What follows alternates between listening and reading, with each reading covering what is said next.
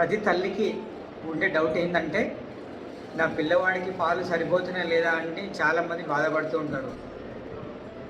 So ఆ doubt clear చేయడానికి video చేస్తున్నా, మొత్తం ఎండ్ వరకు చూడండి. సో ఫస్ట్ 5 రోజులు ఏంటంటే తల్లికి ముర్రు పాలు వస్తాయి. సో అవి చాలా థిక్గా ఎల్లో కలర్లో ఉంటాయి. సో వారంతో ఇక 5 డేస్ తర్వాత ఈ పాలు అనేవి చేంజ్ అవుతాయి. సో పాలు మంచిగా సరిపోతాయి. పిల్లలు రోజుకి 5 నుంచి 6 సార్లు యూరిన్కి వెళ్తారు.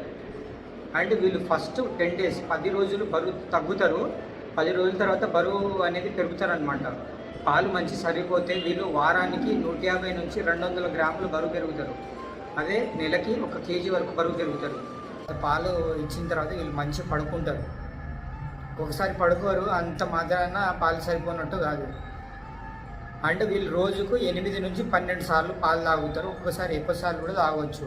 సో ప్రతి ఫీడ్ మీరు ఒక 15 నుంచి 20 నిమిషాల వరకు వచ్చేటట్టు చూసుకోండి.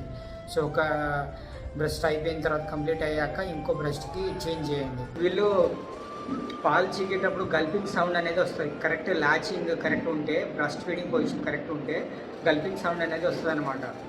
అంటే వీళ్ళు మోషన్ అనేది ఎల్లో కలర్లో ఉంటుంది. ఒక 5 డేస్ తర్వాత ఎల్లో కలర్ అనేది ఉంటుంది అనమాట. ఒక్కొక్కసారి గ్రీన్ కలర్ వెళ్ళినంత మాత్రం భయపడాల్సిన పని అయితే ఏం లేదు.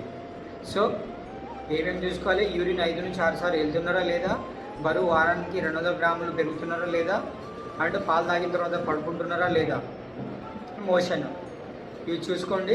ఇవి కరెక్ట్ ఉంటే మీ బిడ్డ పాలు సరిపోతున్నట్టే. సో మీకు ఏమైనా డౌట్ ఉంటే కింద కామెంట్ సెక్షన్లో కామెంట్ చేయండి.